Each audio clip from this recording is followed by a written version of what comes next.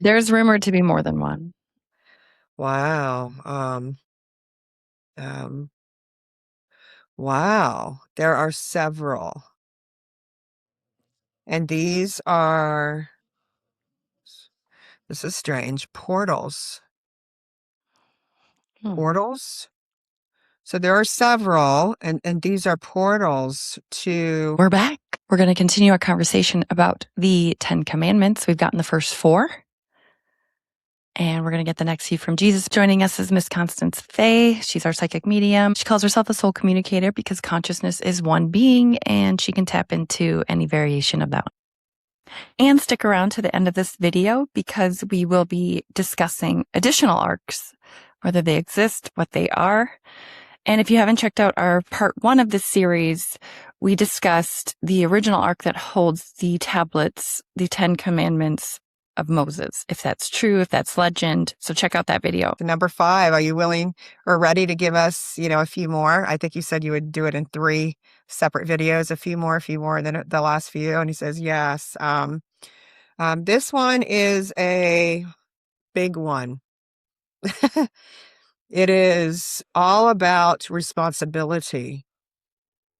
It is all about living life, really like being a responsible person, responsible for what your role in life is, and responsible for bringing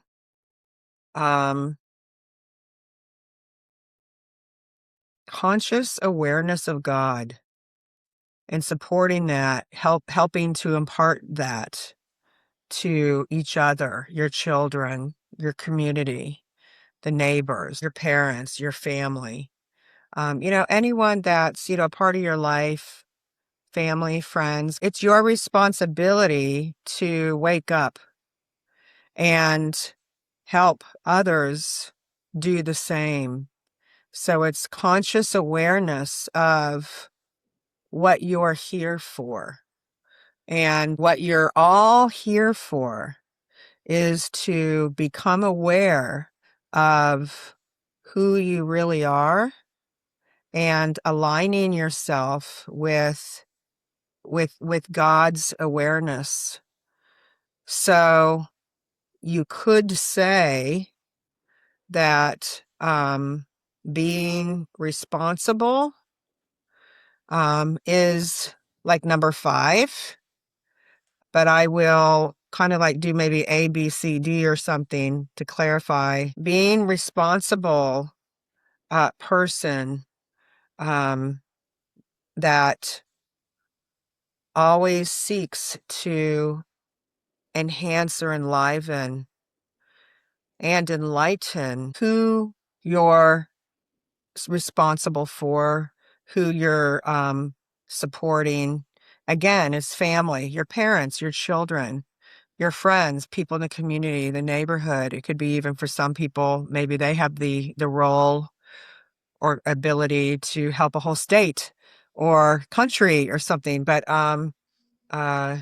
being a responsible person, fulfilling your role that has been created for you. This is being a servant to God's plan and purpose for you. Your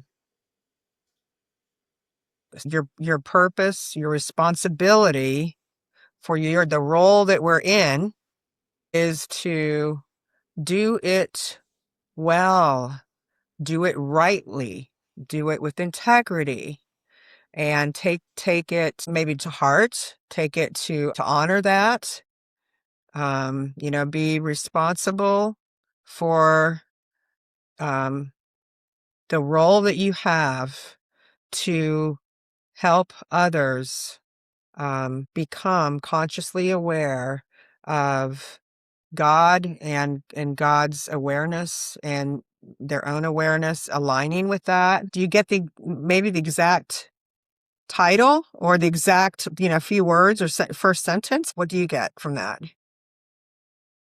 Just like you said, be responsible. I feel like we all know what our role intuitively kind of is. And to me, I automatically got the impression of like missionaries, and I don't like that word, of like trying to spread God's word, but spread the idea that you're supposed to be aware of God operating through you while you're here. A lot of people just subject themselves to a belief system and worship God and place him outside of yourself, but it's almost seems like we have a role to play in waking people up out of their ignorance, whatever that looks like, whether that's a leadership role as a governor of a state, or just be responsible in your role and taking that Right. seriously and with integrity. But I think also waking people up. Is that right?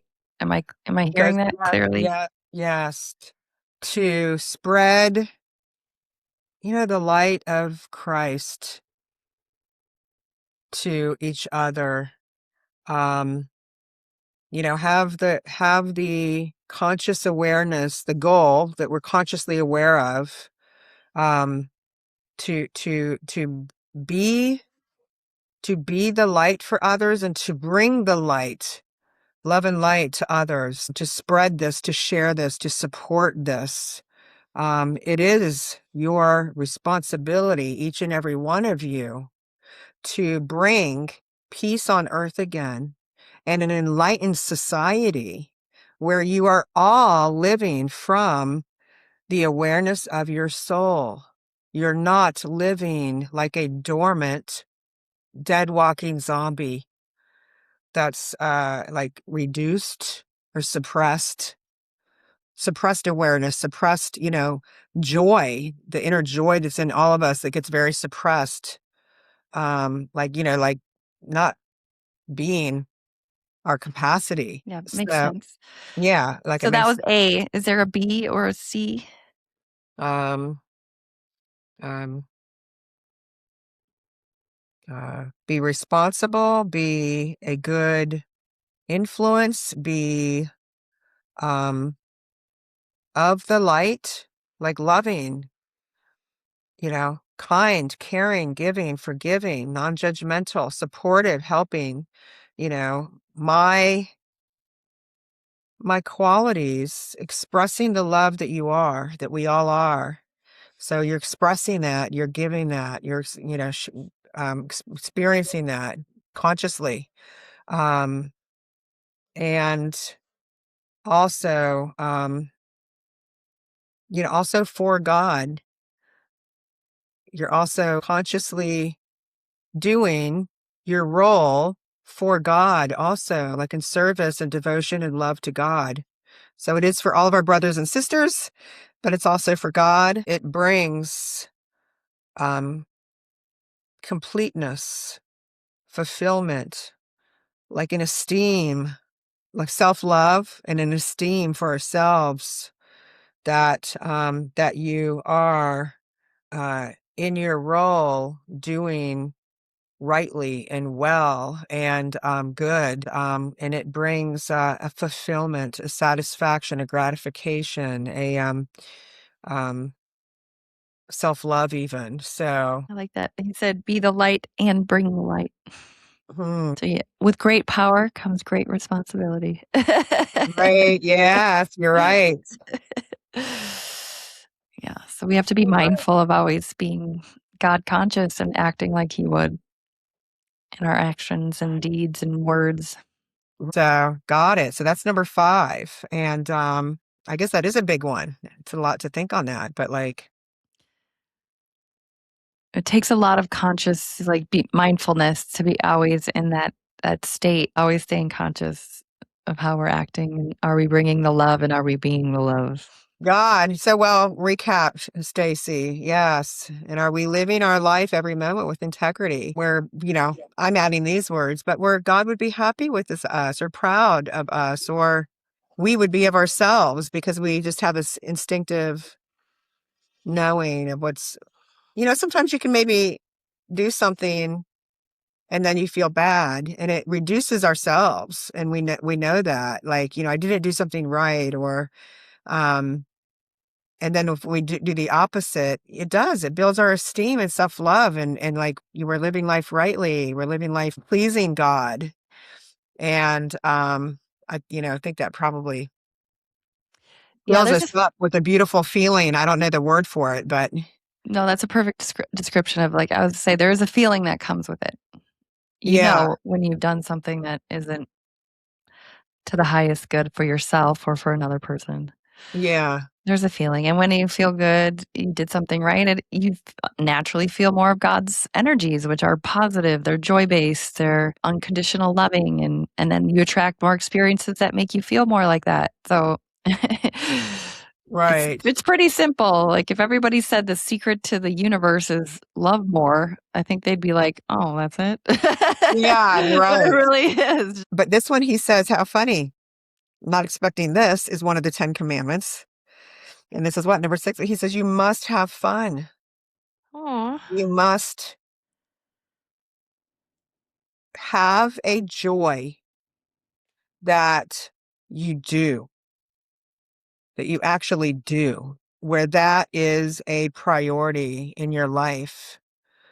It's bringing balance to a very imbalanced society and lifestyle. Um, living um, for joy, um, living for joy, experiencing your passion, your love, what brings you joy, um, happiness, laughter, just, love doing, because you're here to experience joy. And joy is a quality of love. And you're here to experience the qualities of love. That is what you're here for. And if that is not being like a conscious, some level of priority where it's consciously chosen, you will crumble. The word is crumble. You will crumble, kind of just crumble away. Um, is that the right word? That's a funny word he's using. Kind of, if we don't experience it, it kind of crumbles away. And you need to be consciously aware of this. Am I experiencing joy every day? If not, that needs to become like a goal in your life. What do I do? What can I do? How can I create being able to experience joy every day? Because you're used to experiencing a lack of freedom that creates a humdrum life, a depressed life, a sick life, an unhappy, a joyless life. Joy heals your body's cells. Joy brings love through you and even to others, and to the even the earth in our cosmos, in our energy field. It's like it's an energy quality of energy that we give out, and it influences the whole planet, whether it's negative or positive. So it's also for the whole planet and all of us. Our energy influences it, so we're all connected, even though we don't see it. Experiencing joy is the sixth commandment daily. I never would have guessed that one. That's awesome. That is something to really think about. Wow. Because, boy, that's a wake up call. Right? 'Cause so many people are kind of living their life on the hamster wheel, doing what they don't enjoy doing what they don't want to do, and Mhm. just, living like that almost every day just to pay the bills and just get by. So, okay, that's something for me to think about. And that's a good one. Experience joy daily is the sixth commandment here. So, can we get a seventh one, Jesus? He says, yes. So, the All right. seventh one is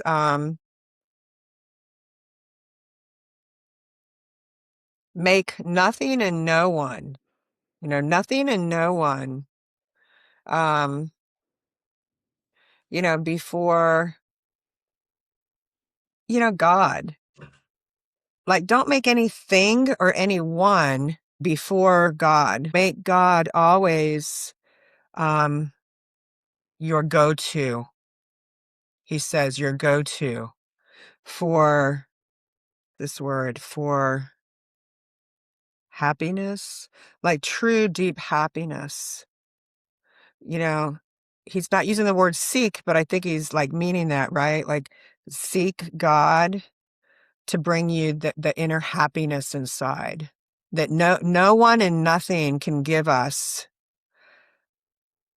to the level or intimacy or depth that God can. And because our Father is your source of life. Our Father is your grace.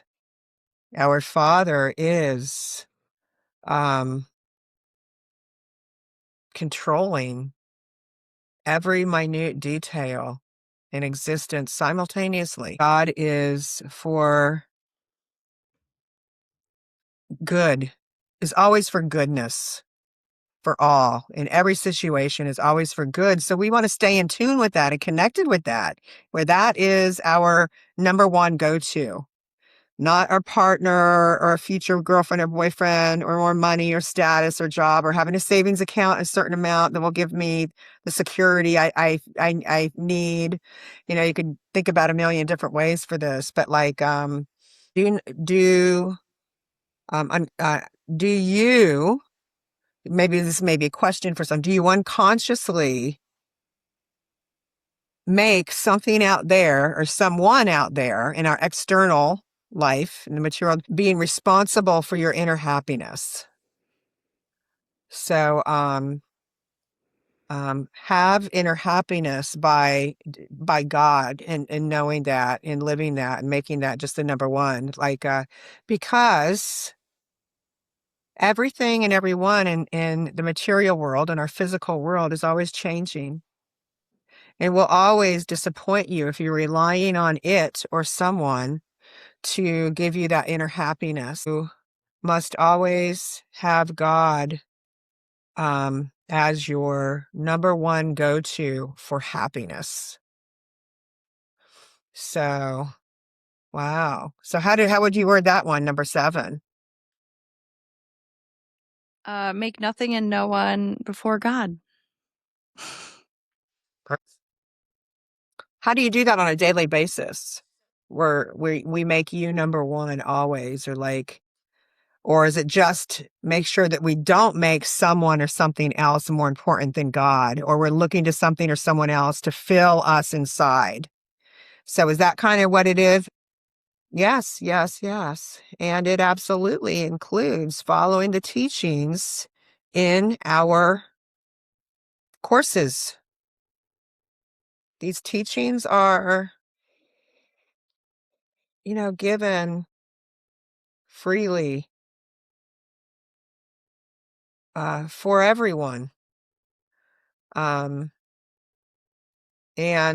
reinforce like your true nature, reteach and remind and bring that back up to our awareness, or even give practical teachings on how to stay connected to our Father. You're here to experience the love that you are and express that while becoming more aware of God. Being like consciously aware of God requires remembering what you forgot. There are teachings, practices, exercises, things to do that remind you and reteach you how to become God living in the human body that you're in, because that's who and what you are, and are here to re-enliven that awareness through experiencing in this physical world. So, are we ready for the next one? The first word is not. It's not doing something, or it's not.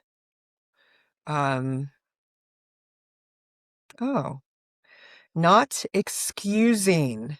That's the word. Not excusing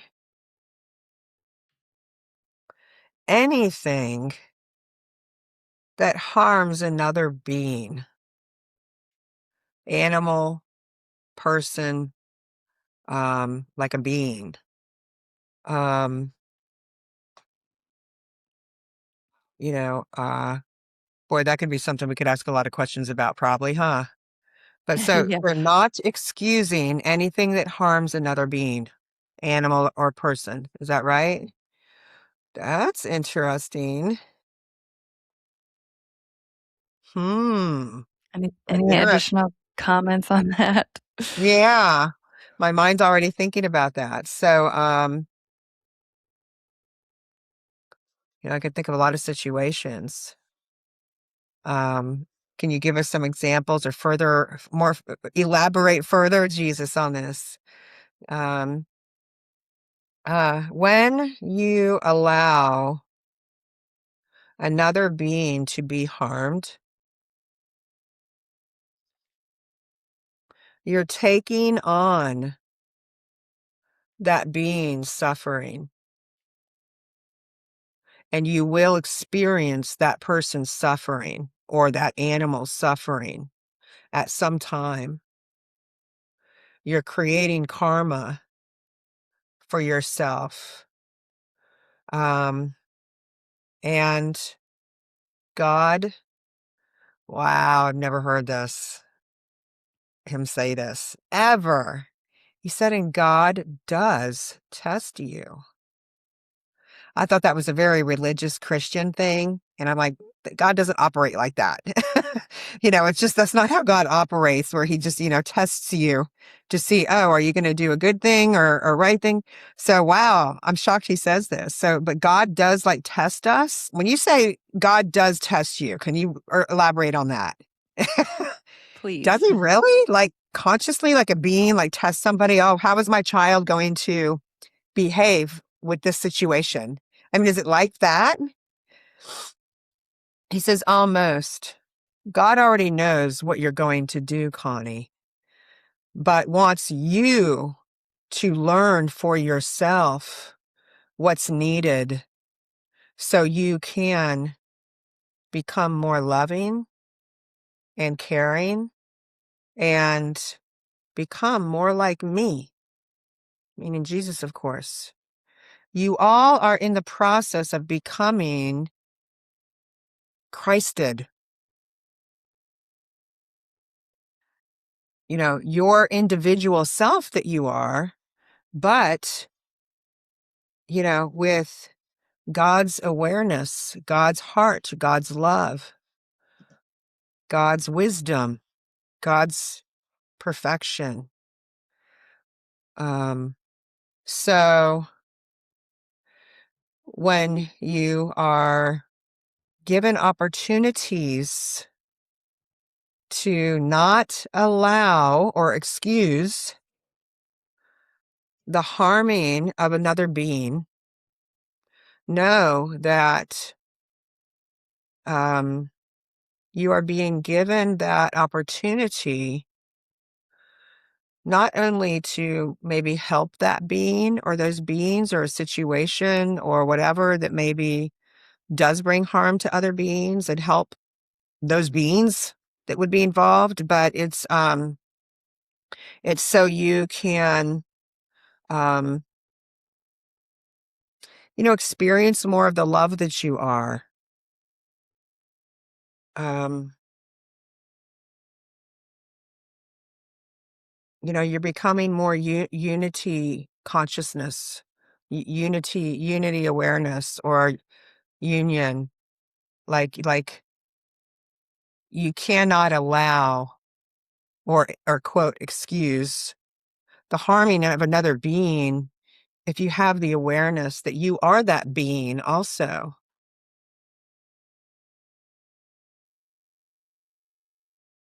So, it's becoming more God conscious, more God aware.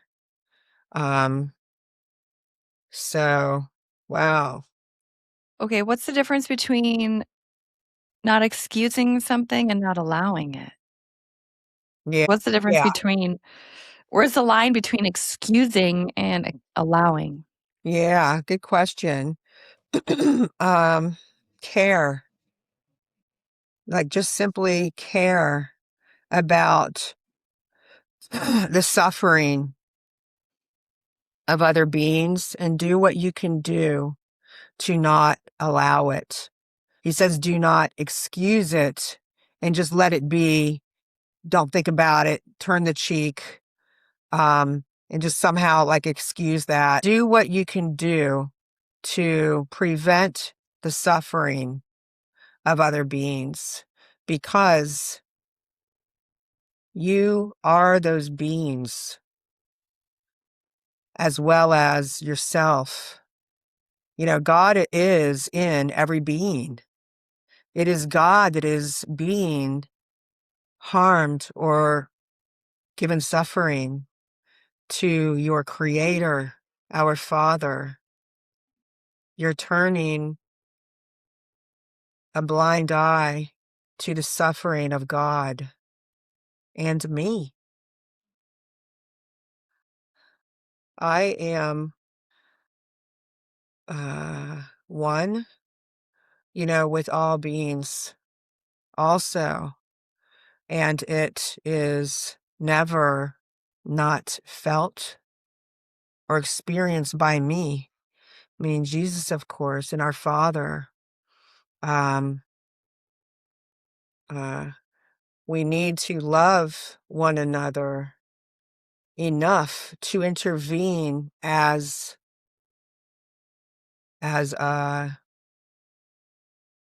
consciously aware.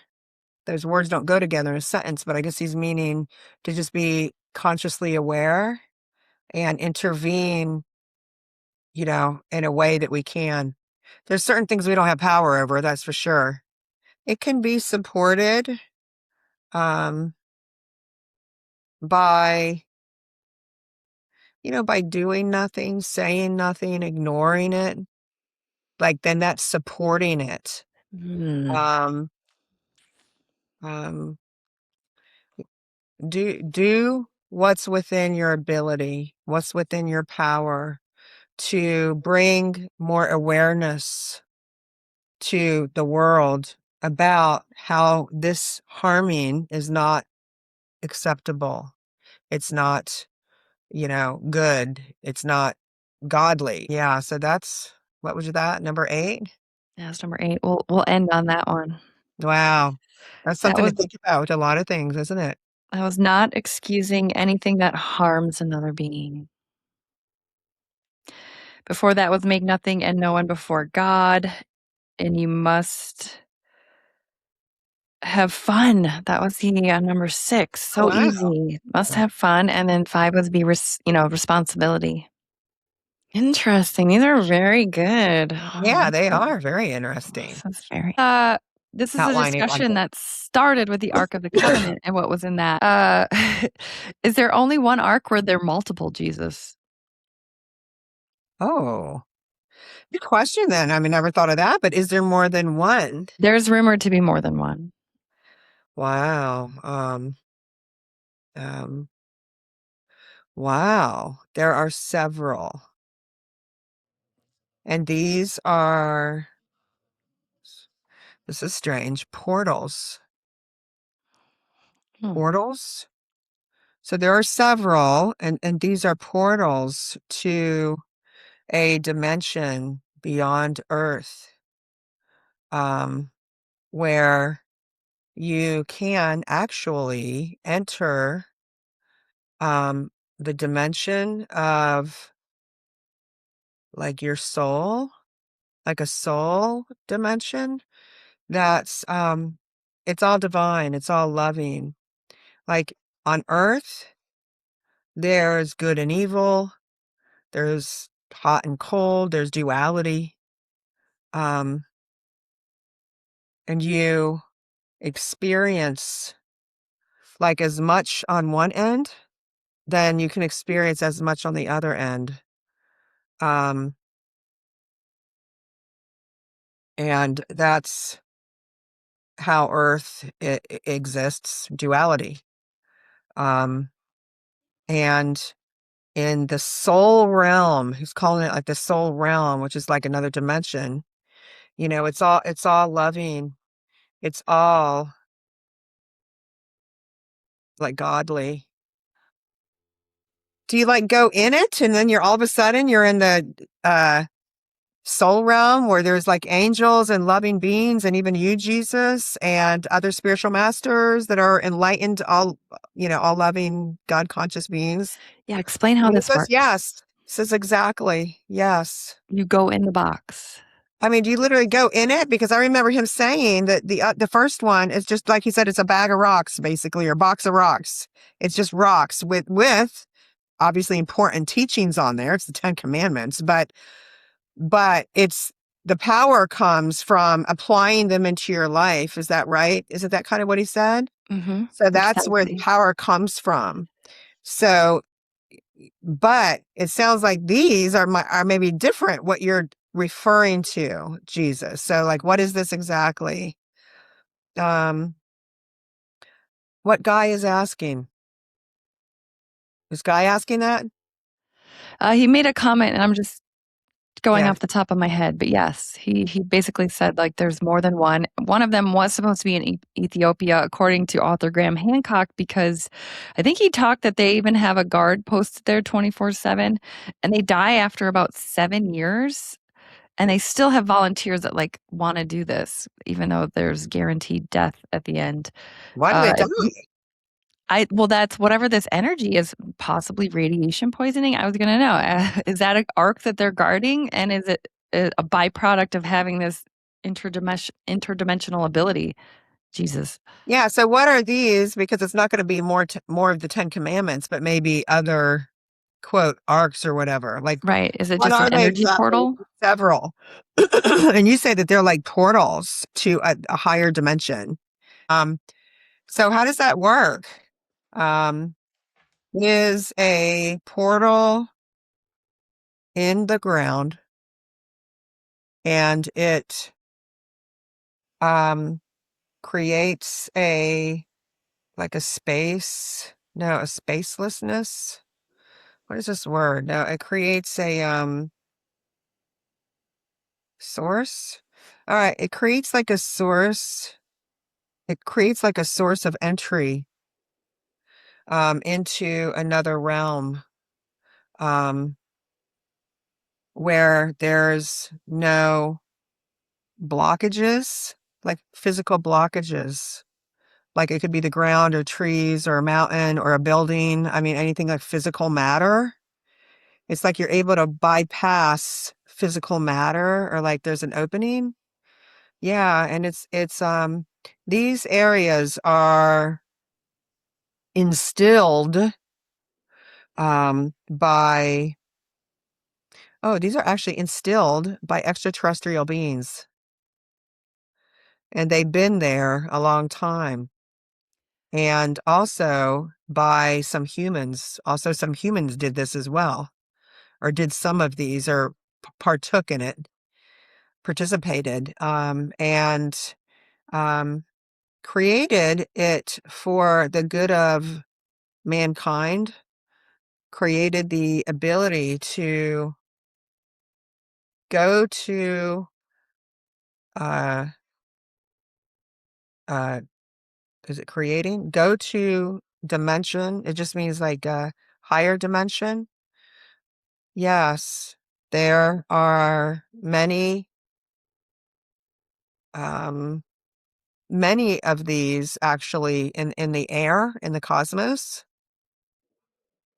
And then there's like several here on Earth, like on ground level, so to speak. Um, Hmm. and it's electronic. It's like it's technology.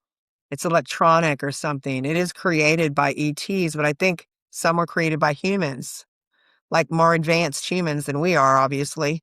And he goes, yes, yeah, they work together, actually. They absolutely work together, these advanced human beings with these advanced ETs. And they created these for humans for later to like help humanity in the future generations.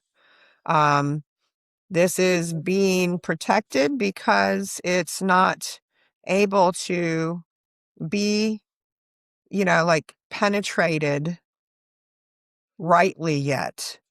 You need to have the technical or technology needed to really pass through it. And you don't have that now, but it is being created as we speak, and will become a new way to enter like your true home in a spirit realm, your true home. Um, and it is like what he says, like the soul realm or the dimension or the home of our souls. It's non-physical. It's non-physical matter. And, you need to be able to diffuse your physical body to be light enough and non-physical enough to pass through it. So it's not, um,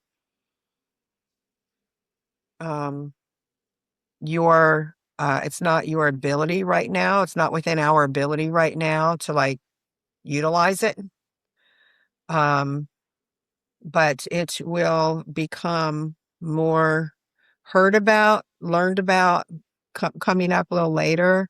But it really is from and for more advanced humans. That, you know what that reminds me of? It reminds me of Mahavatar Babaji, who I forget was in the early 1900s or whatever. I forgot the year that he left the planet, but publicly, he literally, like that's what Jesus said is a good word, like diffused his body, disintegrated into nothing, and they just disappeared like if before many people's eyes. And he incarnates. He can, take on the form of anything. We're not limited beings when we're in full God consciousness, so. That brings up a really interesting question. When Jesus died and ascended and came back in form and people saw him and Thomas, poked his little stigmata holes or whatever where he was crucified.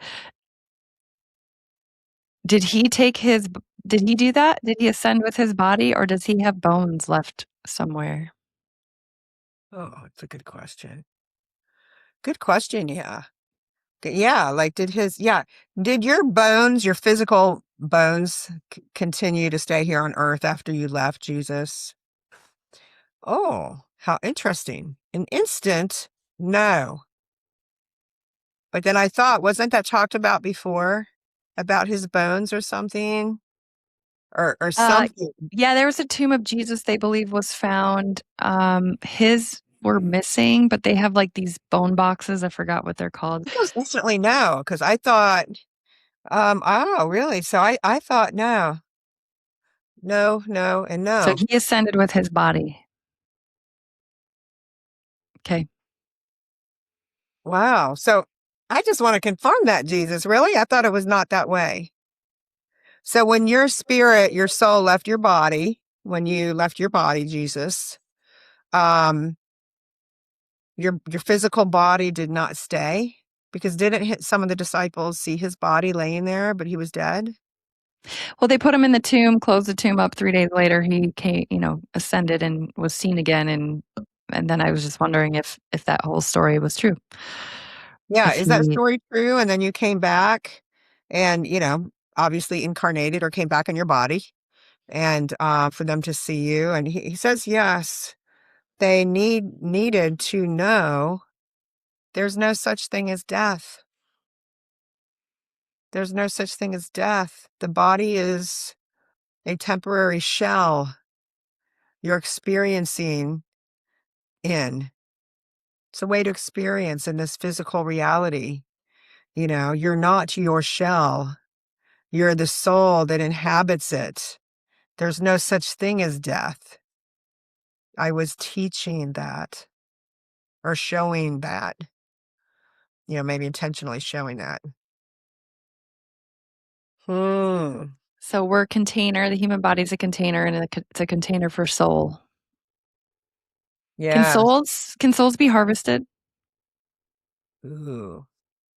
Sorry, just a real class question. Yeah. No, that's a good question though. From like other beings or more advanced beings that aren't for good things and caring, or like, yeah, can our souls be kind of taken over somehow or held captive? Or yes, they can. Ooh. Boy, that could be a whole other video to talk. Yeah. Just yeah, we'll get into Actually, that. I have questions already for that. So Yeah. really, I want to know how that happens, how you prevent that, Right. who or what does that, how does that even happen? Last question. I just want to clarify. It sounded like when he was talking about the extra arcs, they were advanced human and alien technology. It's almost sounded like they were stargates versus like the actual box that I'm imagining an arc to be. Is that wrong on my Right. I imagining think of you're this? right. I think maybe Guy was asking, well, I know he asked, but I think maybe he was wanting to know something more. Maybe Jesus knew that and was answering that more so. Like, yeah, what about the actual arcs that are considered like a box, like, are there more of those actual, yeah, you're right. This sounds like a I'm just portal or curious. Maybe they are both. Maybe he was talking about arcs. I just um, got the impression it was a Stargate type situation, but or the arcs are considered the way back to um our home, divine home. And they are electronic fields. It's like it creates like an electronic field. What's in it? Is it like is it like matter? Like, is it like technology or equipment? Is it like mechanical equipment or some type of equipment? Yeah, yeah, it is some type of equipment or physical matter. I mean, it doesn't matter. Is it metal? Is it stuff that's metal, or is it stuff that's like natural substances from, like a planet or Earth? Um, a combination of like technology that creates a field of light or field of energy that diffuses or dissolves physical matter and then creates like an opening into another dimension. Like it break, how we have physical matter here and it blocks us, it's like it's yeah, dense. we can't walk through a wall. Yeah, it breaks it diffuses Yes. physical matter, and then we're able to get beyond just this earth realm. Huh. There's like a field, and it breaks through that field, which is an energetic field. So, and it is technology, yeah, that changes our the energy field there or something, and breaks free through physical matter. That's amazing. That's so cool. Would this be causing those Ethiopian? So if there is a one that's causing them to be sick, if they're guarding it, the radiation from this machine, is that what's doing Wow. that in Is Graham it Hancock's book? radiation? No, it's not radiation, but it is such a different quality of energy that the physical body cannot, um, comfortably handle without kind of like breaking down the physical body.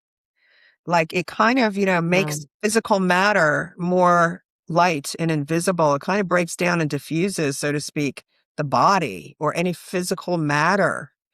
And it does give reverberates or resonance that kind of like for a distance beyond it, that it lightens physical matter. It changes the energy quality of it and makes it become like invisible in time. So for a physical body, it actually on some level is not healthy or good. Right. Because it's, the physical body is not meant to be in that quality of energy. It's like diffusing the actual physical body itself, Can breaking you it come down. back? If you get diffused and you go to another dimension and you unite with soul in your home, can you come back? Yes. When you know how to, um, he just keeps using the word diffuse, but I guess that's the best word. Diffuse. Or dematerialize? That's another great word. Dematerialize, because that's exactly what it's doing. Dematerialize. That's what Mahavatar Babaji did. And many people saw it. Many people. I think it was hundreds. um, and yeah, he just goes, yes, yes. But if you're not, of that advanced, then you don't really maybe know how to Yeah, do that right or not be affected. I get that. I get That that makes too. sense. I get that. That makes sense. Wow, what an episode. Let's wrap it up on that. That's a lot to take in. If you have any questions, comments, hit like, share, subscribe. Definitely check out some of our other stuff. This is part 2. Our other video is part 1, and we're going to have a part 3. So how interesting was that? That's So pretty the next wild. ones we get the 9th and 10th commandment. 9 and 10. And The then he said there was modernized. couple little extra like tidbits or something that he's Yeah. going to talk That's about. So interesting. that'll cover that. So That'll be interesting. that is so wild. I love it. The true nature of reality is so interesting. Wow. I want to learn how to dematerialize my body like Babaji did. I know. Here we are. We're For acting so others, including limited, others. Connie. Pardon? I said, here we are acting so limited and we're worried about bills and life, and we're supposed to Yeah, be I having fun know. and like being wherever we want to be in the cosmos. Yes, I know. I Sounds like think, so much more fun. yeah, it sure does.